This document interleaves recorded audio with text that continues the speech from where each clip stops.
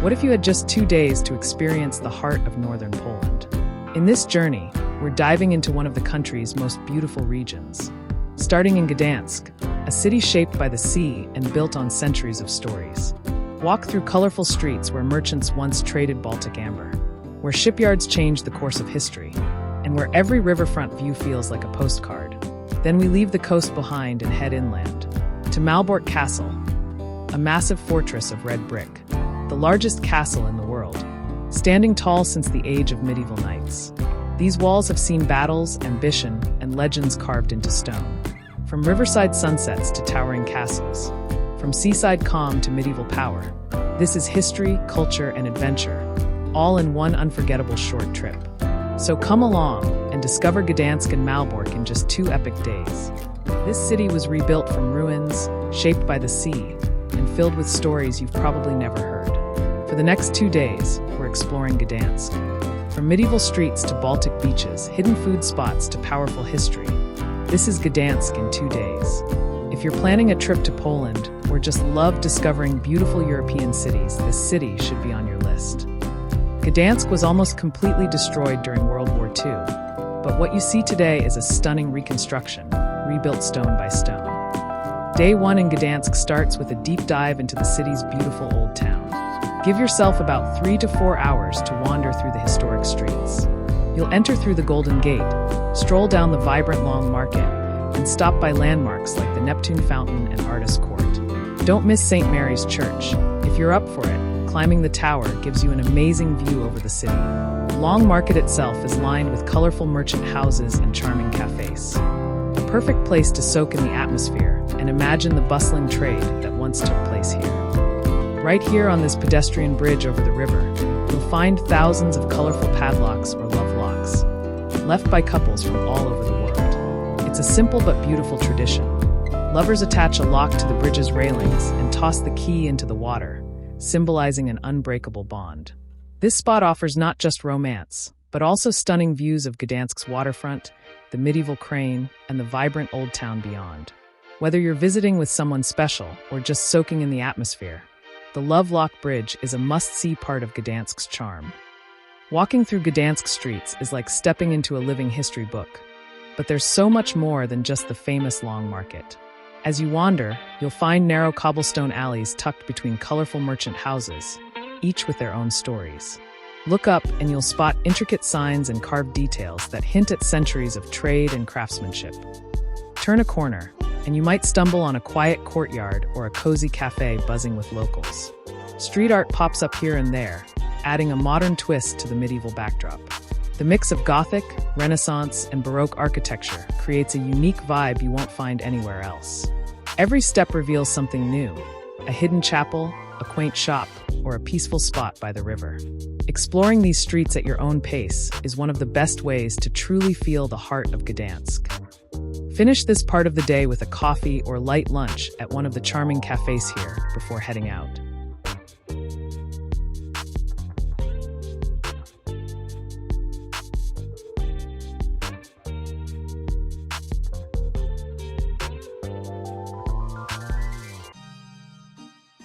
This is the Gdansk crane, one of the city's most famous landmarks. Built in the 15th century, it's one of the oldest port cranes in Europe. It was once used to load cargo and lift ship masts, powered by workers walking inside massive wooden wheels. Today, it stands as a symbol of Gdansk's strong connection to the sea and its rich trading history. Our journey through modern Gdansk starts at the National Maritime Museum. Outside, you'll immediately notice historic ships docked along the river with full-size vessels, and real naval ships. This is one of those places where you can walk right up, take photos, and already feel like you're inside a museum. Tickets for the Naval Museum are usually very reasonable, around €4 to €5 for a standard entry, with discounts for students and families. Some ships have separate tickets, but even then, it's still affordable and easy to plan.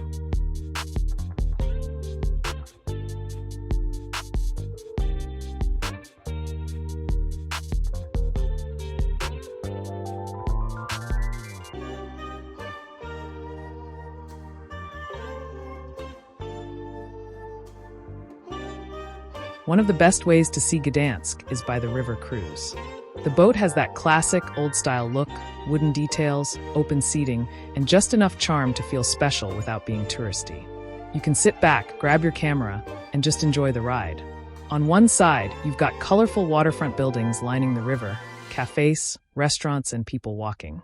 On the other side, the scenery shifts fast into modern Gdansk, clean architecture, glass balconies, brand new apartment buildings right on the water. This contrast is what makes this cruise so cool. You're not stuck in one area. Every minute, the view changes. The cruise itself usually lasts about 45 to 60 minutes, which is perfect.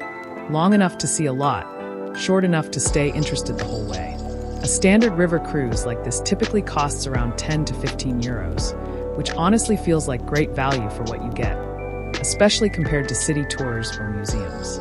Some cruises also offer audio commentary, but even without it, the visuals do all the work.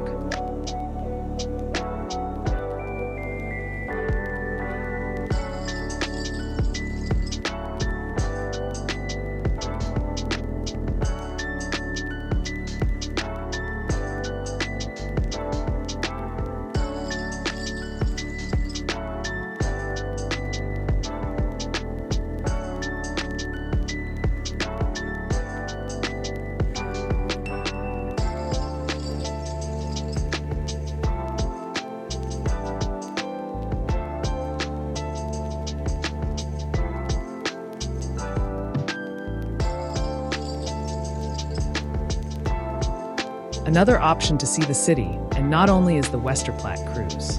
Boats to Westerplatte leave regularly during the season, and you'll spot them easily. Classic-style boats, open decks, plenty of space to sit or stand and enjoy the ride. Tickets are usually around 12 to 15 euros round trip, depending on the boat and the season.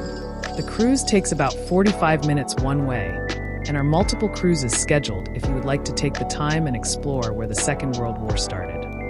You can walk around at your own pace, explore the paths, and take in the atmosphere.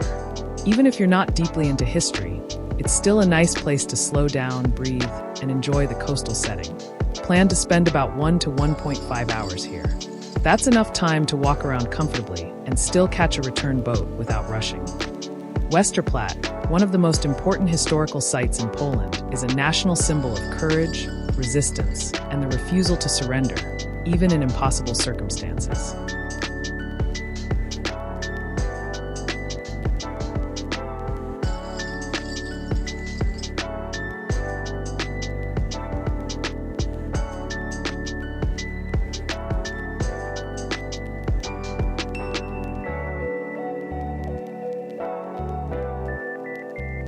So right now we're exploring the modern side of Gdansk, and this area is seriously underrated. Most people come here thinking only about the old town, but just a few minutes away, the city completely changes its look and energy. You've got wide open spaces, modern buildings, waterfront walkways, and a totally different vibe. We're starting near the riverfront, where modern architecture meets the water. Glass buildings, clean lines, and big open promenades. This part of Gdansk feels fresh, spacious, and very walkable. It's the kind of place where people jog in the morning, grab coffee in the afternoon, and just hang out by the water in the evening. Modern buildings in Gdansk are often designed to look old on purpose, and there are a few clear reasons behind it: cultural, practical, and urban planning related. After World War II, about 90% of the historic city center was destroyed. When rebuilding started, city planners had a choice: create a completely modern city or rebuild the historic look, even if the buildings themselves were new. Gdansk chose the second option. So many old-looking buildings you see today are actually post-war or very recent, built with modern materials but inspired by historic facades. Strict urban planning rules in the old town have an impact in the construction architecture also. In the historic core and nearby areas, developers must follow heritage protection guidelines such as similar building height and roof lines, narrow facades instead of wide blocks, steep roofs, gables, and vertical proportions, brick, stone, and muted colors. This keeps the skyline coherent and prevents modern towers from overwhelming the old streets.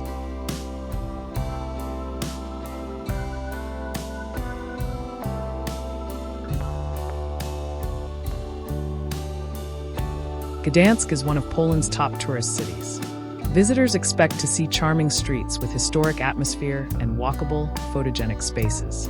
If modern glass towers suddenly appeared in the old town, it would break that experience. Designing new buildings in an old style helps protect the city's visual brand. Blend new development into existing streets.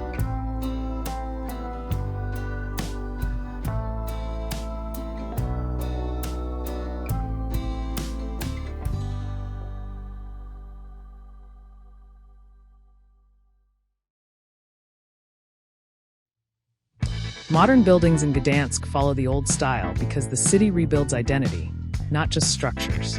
It's a conscious choice to respect history, protect the skyline, and keep the city visually cohesive, while still living in the 21st century.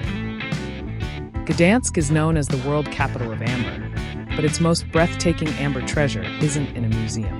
It's inside St. Bridget's church. Behind the altar stands the largest amber altar in the world, made from Baltic amber that's over 40 million years old. Hundreds of kilograms of golden, red, and honey-colored amber were hand-cut and polished by local artisans, turning fossilized tree resin into sacred art. This altar isn't just decorative. It tells the story of Poland's faith and struggle, featuring Christ, the Virgin Mary, Polish saints, and symbols of suffering under Nazi and communist rule. St. Bridget's Church was also a key place during the Solidarity movement, when workers and activists found refuge here. The amber altar was created as a symbol of gratitude for freedom. This isn't just an altar, it's history, faith, and nature glowing together. When you visit St. Bridget's Church in Gdansk, you might notice something unexpected. Human skulls displayed inside the church. They're not decorations, and they're not meant to shock. In Catholic tradition, skulls and bones are kept as relics, symbols of remembrance and sacrifice. Here, they represent victims of violence, injustice, and political repression connected to Poland's difficult history. St. Bridget's Church played a key role during the Solidarity movement, offering spiritual refuge during communist rule. Because of this, the church became a place of memory, honoring those who suffered under Nazi and communist regimes. The skulls reflect a Christian idea called memento mori. Remember that life is fragile and freedom has a cost. They don't celebrate death. They demand remembrance.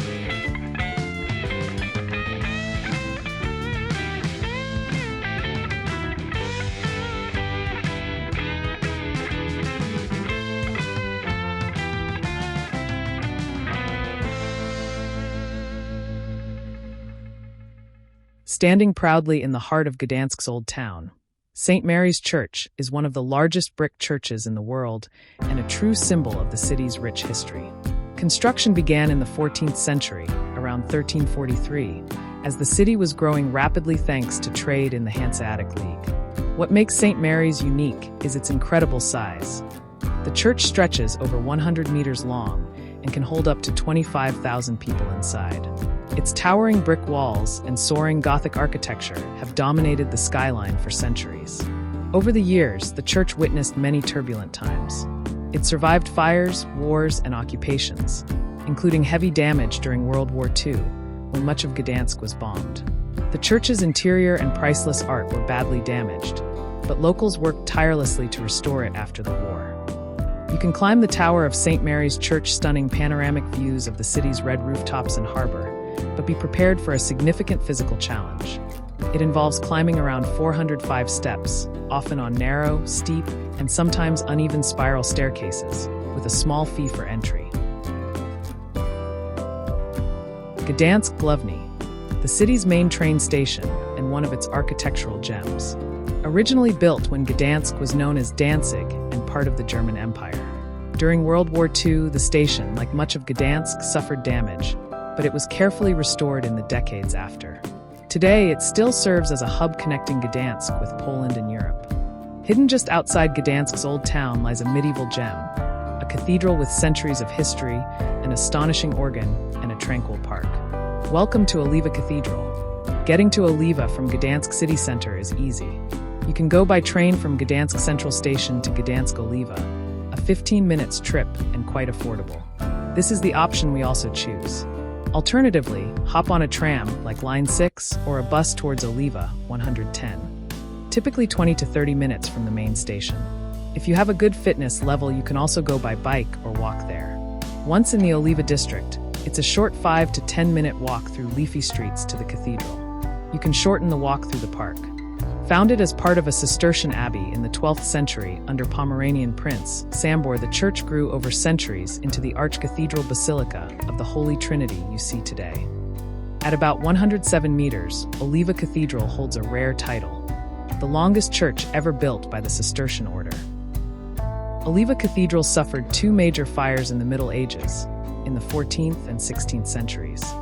Each time, it was rebuilt larger and richer, which is why its architecture feels layered, Gothic bones with Baroque richness on top. But what truly makes Oliwa Cathedral unique is its monumental organ.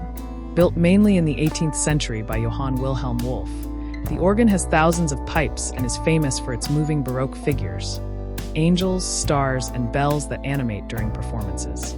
This made it not just an instrument, but a spectacle. In the 18th century, this was cutting-edge multimedia, designed to emotionally overwhelm worshippers through sound and motion.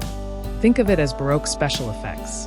In 1945, retreating German forces prepared to blow up the cathedral. Explosives were reportedly placed nearby, but the Red Army arrived too fast. The nearby Oliwa Park isn't random landscaping. It was designed by monks as a spiritual continuation of the cathedral. As the sun begins to set, Gdansk completely changes its mood. The busy streets slow down, the lights come on, and the old town starts to feel warmer and more relaxed.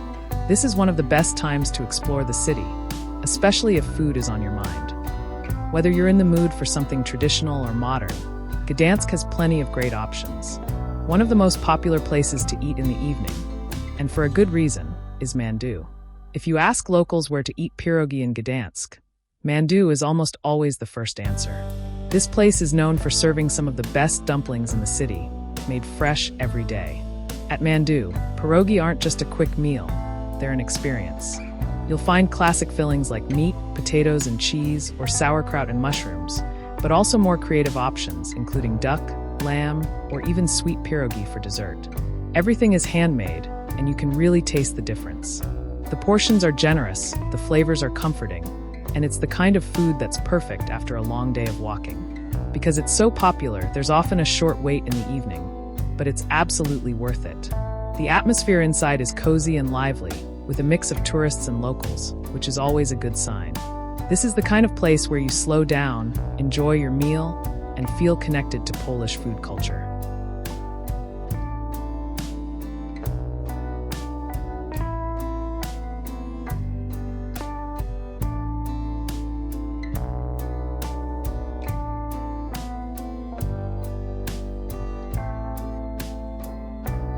After dinner, Gdansk invites you to keep wandering. A short walk takes you back toward the river, where the reflections of historic buildings shimmer on the water. Couples stroll along the waterfront, boats gently move past, and the medieval crane stands quietly, lit up against the night sky. If you're not quite ready to call it a night, there are plenty of cafés, wine bars, and casual pubs nearby. You can grab a drink, sit outside, and simply enjoy the city's evening rhythm. Gdansk at night isn't loud or rushed. It's calm, social, and full of character. Ending your day this way, with good food, a relaxed walk, and beautiful surroundings, is what makes evenings in Gdansk so special. And if you only choose one place to eat while you're here, Mandu is a perfect place to start.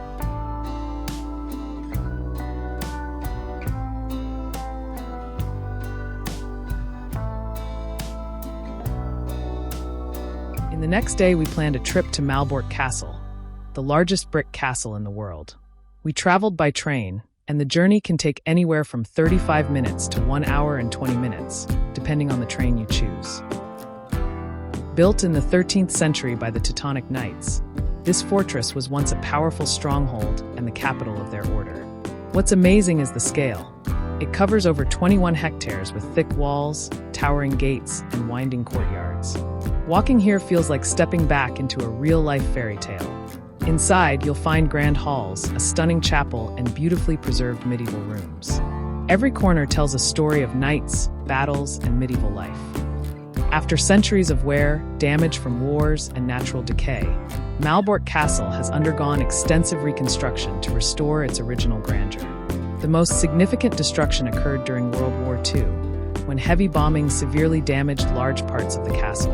Reconstruction efforts began shortly after the war and have continued for decades, focusing on preserving the castle's medieval architecture and using traditional materials like red brick and stone. The restoration is ongoing, guided by historical research, old plans, and archaeological findings, aiming to bring back the castle's authentic look while ensuring its stability for future generations.